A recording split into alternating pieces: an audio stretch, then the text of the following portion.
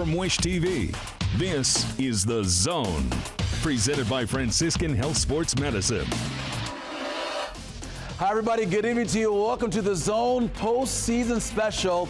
I'm Anthony Calhoun. It is tournament time in boys basketball as sectional play begins. Hey, over the next 30 minutes, we'll get you ready for a busy week of high school hoops throughout the state. Greg Greatstraw of the ISC Sports Network is here in studio to give us his thoughts on the state tournament and give us his championship predictions. Plus, Angela Morian catches up with the top-ranked team in the state as the Fisher Tigers chase a first-ever championship. And our Andrew Chernoff has a special story tonight on a Franklin Central coach who is an inspiration to his players. Can't wait for those stories. But meanwhile, a pair of teams from right here in Central Indiana are looking to repeat as state champions. Last year in Class 4A, Ben Davis went unbeaten, capping off a perfect season with a 12-point win over Kokomo in the title game at Gainbridge Fieldhouse. The Giants are once again a top 10 team in the state and open sectional 11 play against Pike coming up on Wednesday. Meanwhile, in Class 1A, the Lutheran Saints won a boys basketball state title for the first time ever last year with a 31-point win against Southwood. Head coach Remus Woods and his Saints say they have been taking everyone's best shot all season, which should hopefully help them in the tournament starting this week. Well, it's been a little different this year just because we have been, there's no surprises this year. Like when we come, they're trying to beat us. And, getting my kids up to fight through those. We had a tougher schedule this year. So, we got to go through some of them triumphs and trying to get that all together. So it's been really fun to kind of watch them grow from a different perspective. And, but the end result is I feel like they're going to fight. They're going to fight hard for this next one. It's not that we won last year. I think it's just nobody wants to lose. So when nobody wants to lose, it just makes us hungry. It's not really like we're obviously looking to go back, but we just don't want to lose. That's just what it is. Championships are earned. That's just it. And if it was easy, everybody would do it. So we just really learned that, and that's just kept our heads up and just knowing that the road's not going to be easy. And it hasn't been easy this year, but they're ready to fight, and they understand that. All right, all the best to them there as they try to defend that title. As the postseason begins, one of the places will be this week is Noblesville for Sectional 8, where several of the top teams in the state are competing. That includes top-ranked Fishers and the Tigers, where they're looking to make history. Our Angela Morian has that story.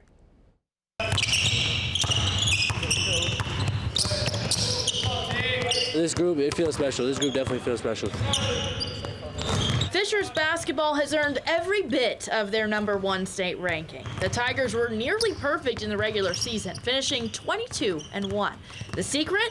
A loaded roster. Each night's been a different guy who's stepped up, and that's what makes us dangerous. We have 9 or 10 guys playing, and it's been a different guy every night that's helped us win. So if we keep playing with that effort and intensity and unselfishness, that'll really be good for us. The Tigers' 16-0 start to the season was the best in school history. Chemistry, a key factor in that early success. We're just really together. It took us some time to bond last year. We didn't have, our chemistry just wasn't as good. We do a lot of things outside of practice. A lot of times we go out to eat team dinners at people's houses and stuff like that. So we stay together a lot. Fisher's only loss this season was an 8-point heartbreaker to Carmel. Who do the Tigers have to play first in the sectional? Carmel. Fishers needs 3 straight wins to win their first ever sectional title in school history, and they just got some extra motivation to get that first one. We saw Carmel pop up on our screen. I think we were happy. I think that's just, a stone that kind of was just unturned, and I think we just need to go back and finish business. That does add a lot of fire to us, being our one loss. So we're really going to take it hard this week in practice and come out and try to beat them. In Indiana, the madness starts in February. This time of year, especially in our sectional with how competitive it is, obviously it's a little stressful. Oh, yeah! I just love coming to work with these guys so much that I'm not ready to be done on Tuesday. So I hope, we get another couple weeks, 3-4 weeks of being able to come to practice and do this every day because I really love just working with these guys. The Tigers would really love to host their first ever state championship trophy as well. Angela Morian, Wish TV, wishtv.com, or follow us on Facebook for updates. All right, Angela, thanks a lot. It's going to be a lot of fun coming up this week for all the sectional action here in Central Indiana. So Tuesday, here we go. We got Zionsville against Noblesville, Carmel against Fishers. We'll be live out there in Noblesville for those matchups coming up on Tuesday. Then Wednesday, then Friday, you got Westfield against Game 1 winner, HSC taking on the Game 2 winner. All the complete coverage right here on Wish TV as we get ready for a fun weekend here in high school basketball right there. And coming up a little later, we got Greg Greatstraw. He's going to join us here live on the show to talk more about this, all the matchups coming up this week in sectionals. Of course, they make their way, try to get to Gamebridge Fieldhouse to play for a state title. And as the tournament begins, excitement is high with all teams in the state tipping off their postseason, plus the runs, of course, they try to make beginning this week. Now, we caught up with IHSA Commissioner Paul Neidig, who says he can't wait to watch the action to get underway as teams make their way toward the Fieldhouse right here in Indy.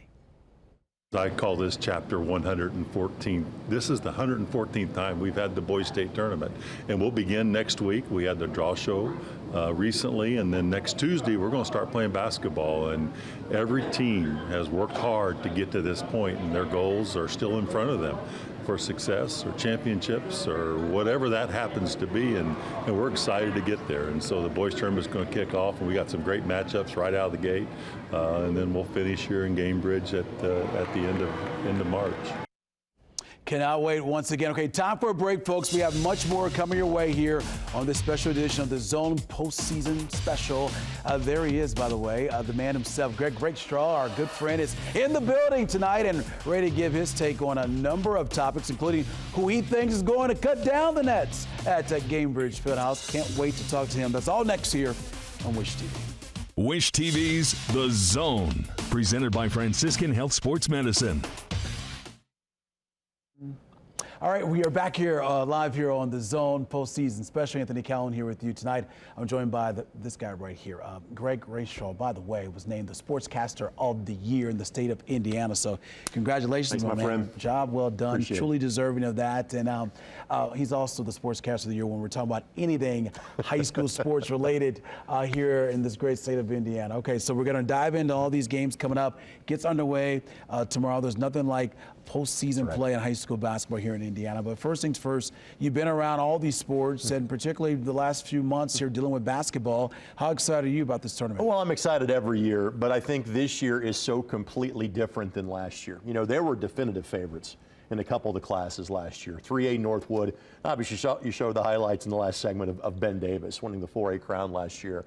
You know, they were kind of on a march to history. They finished with the most wins in an undefeated season in IHSA history at 33-0.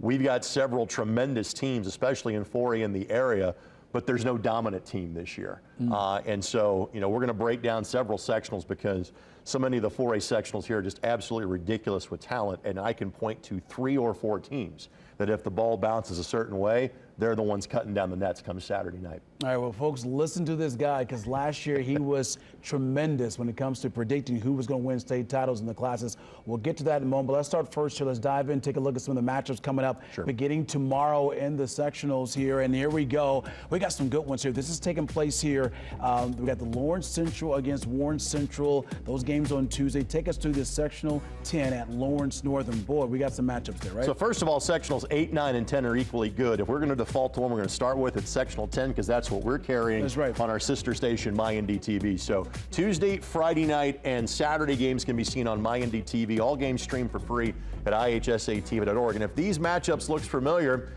they were the ones we had last year, too. I was thinking the same thing. Remarkably random coincidence. I was thinking the same thing. And folks, it's not staged. I get to see the ping pong ball draws. They just came out that way. So, in fact, last year, Lawrence Central and Warren Central played the opening night, and it was a buzzer-beating 3 that Warren hit to beat Lawrence Central. You know, not many people thought much about LC this year. Phil Washington's in his first year as the coach after Al Gooden retired.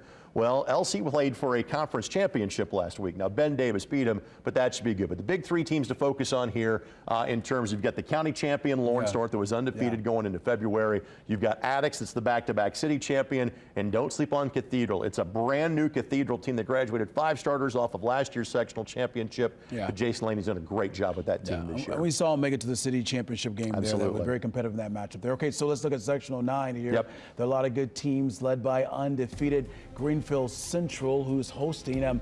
How do you see this sectional going? Well, this sectional, the improvement in this section in the last 2 or 3 years is just tremendous. In Greenfield Central, AC, they're the last unbeaten team left in the state, and Braylon Mullins, part of this remarkable junior class. Speaking of that junior class, Julius Gizzy, the third of the Gizzy kids to play at New Pal. He went from scoring 9 points a game last year to dropping 45 pounds and then dropping 30 points a night as the second leading scorer in the state of Indiana. Richmond's got their best team in the last 10 years. Oh, and by the way, Anderson knocked off Greenfield Central. That's a rematch from last year as well. You've got 4 or 5 tremendous teams as part of this group. And they all know the deal. You win, you move on, you lose, the season is over. Okay, and finally, we talked about Fishers earlier in the show. I'm looking forward to this. All these games taking place out in Noblesville coming up beginning tomorrow here. And boy, we got a little Final Four view. I mean, look at these teams here on Tuesday. If you say this is the best section in the state, I can't argue with you in most sports, but especially knowing that 1, 2, and 3 in the state rankings are all on your screen as we speak. Fishers has lost 1 time all year to Carmel on January the 27th at the Eric Clark Activity Center. The job that Ryan Osborne and company have done to go from 4-9 in mid-January to 12-10. Their one loss during that time was to Hamilton Southeastern. John Ashworth's done a tremendous job at HSE, and nobody is talking about him again. And you touched on this in the opening segment. Fishers is looking for a first state championship. They're also looking for a first sectional championship since they split away from Hamilton Southeastern back in 2006 and 7. That's going to be a good game tomorrow, and I know the place is going to be packed. So people are going to that game, but get there early because leave now. If you think about it, you'll see AC there, but when you get there tomorrow afternoon. All right. So last year he was outstanding, folks. He got 3 out of the 4 teams he predicted to win the state championship. Okay, so Cambridge Field House, the location, we know that. So who are you crowning? Who is going to be the champions this year? Well, let me say this, AC. I will not go 3 out of 4 this year because, again, the parity is simply too strong. So the 4 state champions I'm going to go with in Class 1A, Evansville Christian. That should make you smile, being a proud Bossy Bulldog. Josiah Dunham is their leading player. However, once they get out of their sectional, they've got one of the other best teams in the state waiting on them in terms of either Bar Reeve or Orleans, not to mention Remus Woods and Lutheran, teams like Tinley and Greenwood Christian. They're in the same sectional, all in the southern half of the bracket. The team that I feel the most confident about is Brownstown Central in 2A. Why is the reason being is that Jack Benner plays for his dad, David. Jack's going to play for Purdue next year. They've got other great height and depth around him. I also think there's probably only one team in the southern half of the bracket I think can hang with Brownstown Central. That's Tim Adams' Park Tudor squad. Other great teams in 2A, like Tipton, Wapahani, northern half of the bracket, LaPel playing great as well. I've got Brebeuf Jesuit winning 3A simply because 3A is so wide open. I think Brebeuf has the best player in Evan Haywood. It's going to go play at Butler, but yet again, Garin Catholic won that sectional, made the state finals last year. So it's not a guarantee. They make it out of the sectional, and the same with Fishers. I have picked Coach Weininger's team to win the state championship. They could be done by tomorrow night because that's how well Carmel is playing. It's just a year where you don't know what's going to happen, which is what makes this year so exciting. So close. I mean, you look at all those teams there, and you got Brebeuf. So you think Brebeuf's going to win the 3A? Again, 3A is the most wide open division in my years of doing this, really the last 10 or 15 years, seeing most of these state finals. 3A is the most wide open group I have ever seen. Okay, so it gets underway tomorrow, folks. Postseason play in high school basketball. Don't forget, you can check out all the action as we'll have some games coming your way beginning tomorrow. Matchup on WNDY. Correct. Warren Central, Lawrence Central. Early start, 6 o'clock is when the coverage starts on MyNDTV. Okay, so don't forget that. Always good to see my man. Thanks, buddy. Sportscaster of the year right there for Indiana, the man himself. Great seniors always. And we'll check in with you a little bit later here throughout the time here on Wish TV, of course, throughout this entire month. A lot going on here, of course, with high school basketball. Okay, more to come here tonight on the Zone postseason special coming up. True inspiration, what Franklin Central's players have learned from one of their assistant coaches, which is motivating them this postseason. That story's on the way. Plus, if you're hoping to watch games this week, we got you covered. We'll show you which matchups you can watch from the comfort of your own home. Stick around. More coming up here on the Zone postseason special.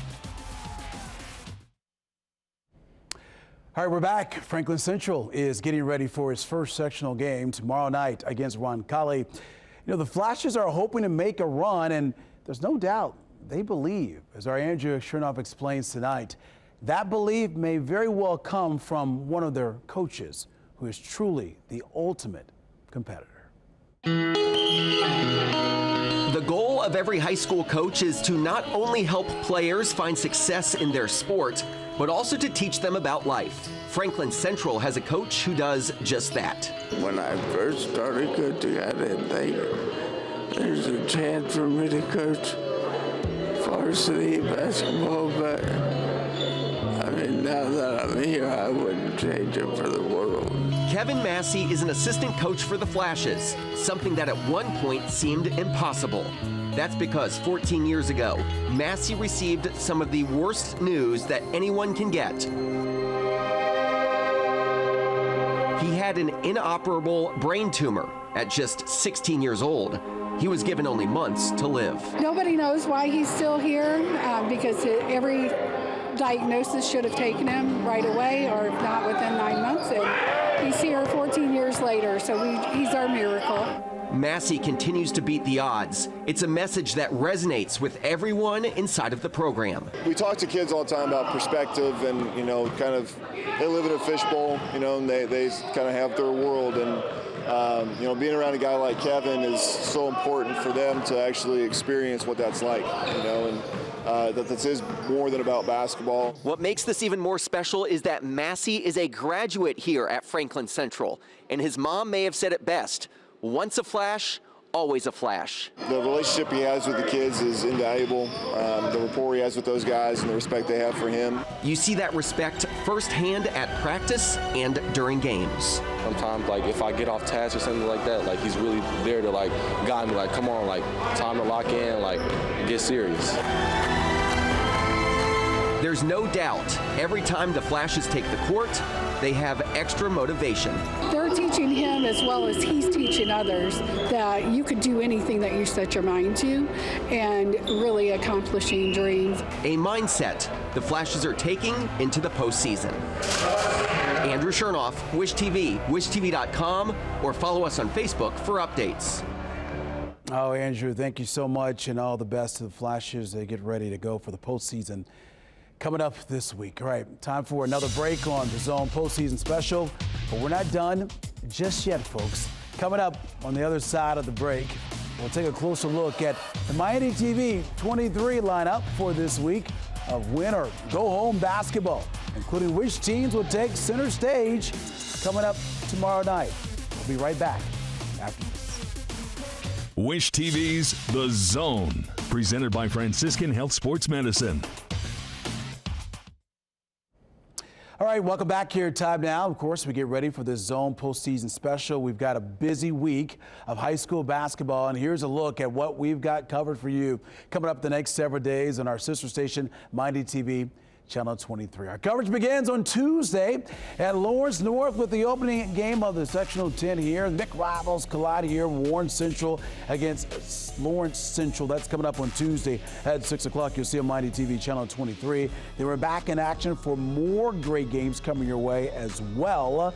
You'll see those games, sectional semifinals, and then, of course, we've got that coming up on Friday with the semifinals, and, of course, championship game coming up on Saturday night as well. So Miami TV Channel 23, the place to be for all your coverage coming up on our sister station, Miami TV Channel 23. And once again, we'll be live tomorrow at Noblesville High School for that great sectional matchups taking place up there in Noblesville, and complete coverage coming your way here on Wish TV. Folks, thank you so much for watching this Zone Postseason Special. I'm Anthony Calhoun. Should be a fun week for all those teams. Good luck to them as they try to make a run to Gainbridge Fieldhouse.